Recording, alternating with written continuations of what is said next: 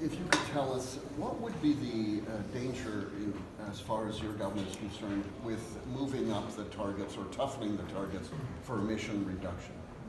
Well, the bill that we have in place has some of the most aggressive targets in the country. The minister is going through working with his advisory panel, which represents all sectors across the region. But this bill will lead the country in its greenhouse gas reductions and getting to net zero. Why is that good enough, though? Leading the country is at the same time growing our economy is a positive thing.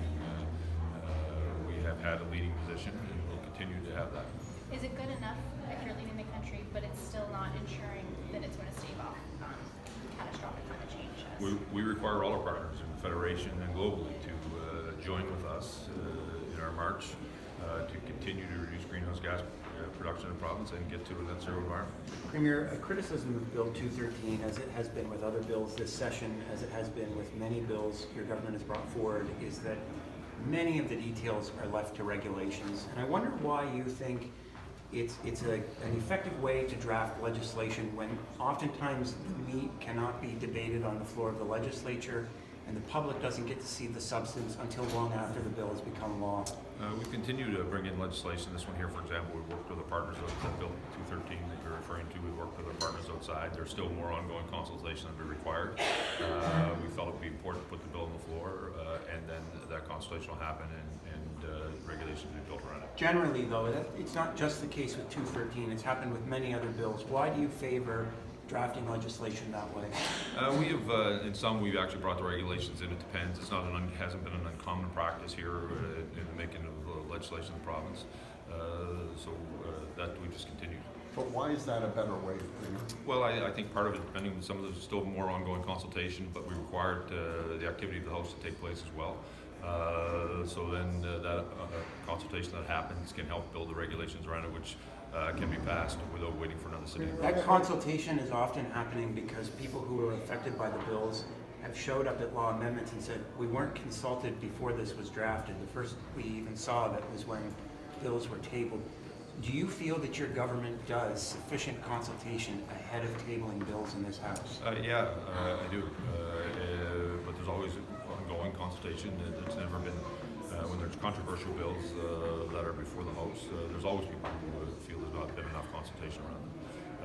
That's not an uncommon theme that you hear here.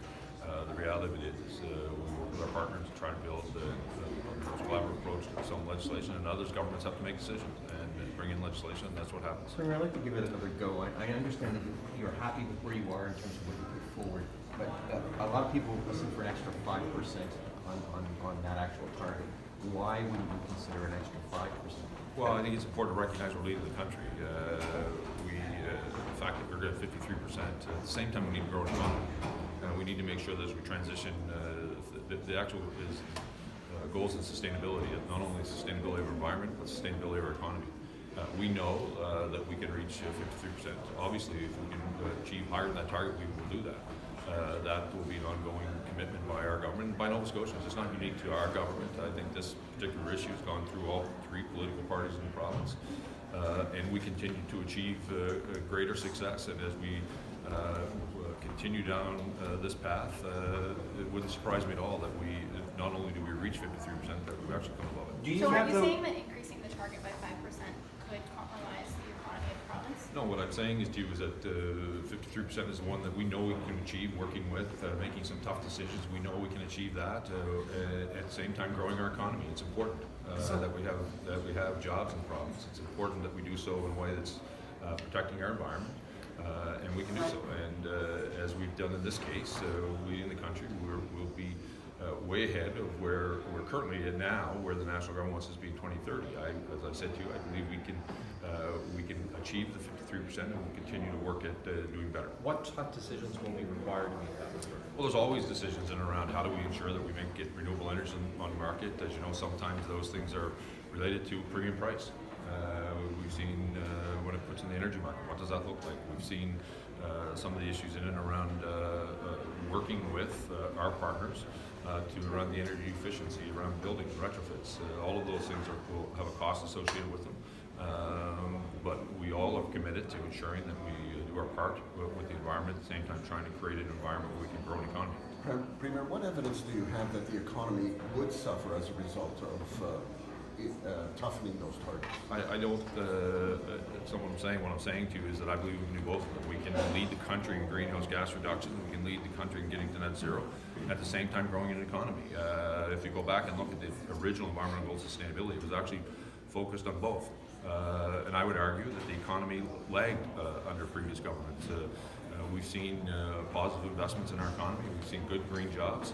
At the same time, working to protect the environment. How can you guarantee that those reduction targets will be met when a strategic plan for reaching them is not enshrined in the legislation and has not been made yet? Nova Scotians will make the commitment to achieve, and that's what this is about. This is about all of us working together as we have in the past.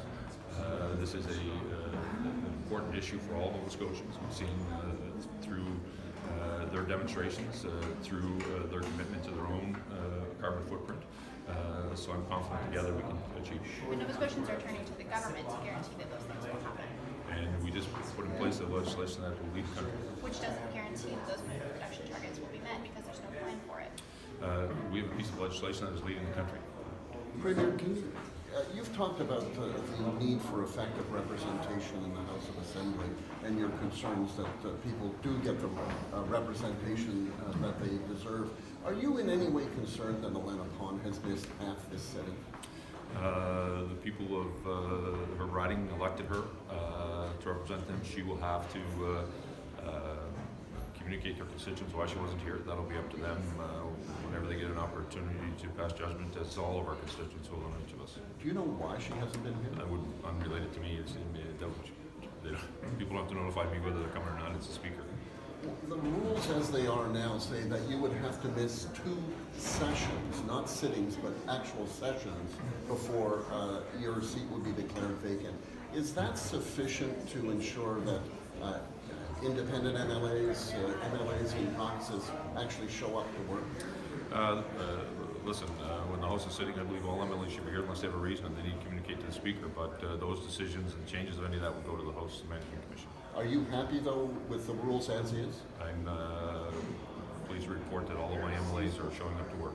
Premier, how did your meeting go yesterday with Terry Boyle? Good. We had a great meeting. He wanted to come and talk to me. The table, the 2 sides are going back to the table, and it was positive. Good conversation. Did you outline what you're prepared to put on the table? Did you outline the same sort of thing? No.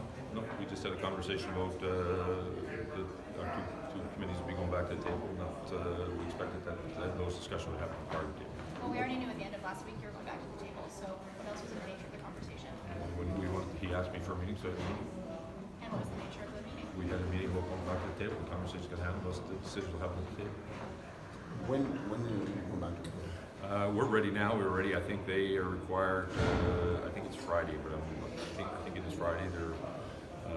They have some other province council, I believe, that was required to come in, so they're waiting for who to come back. Thank you.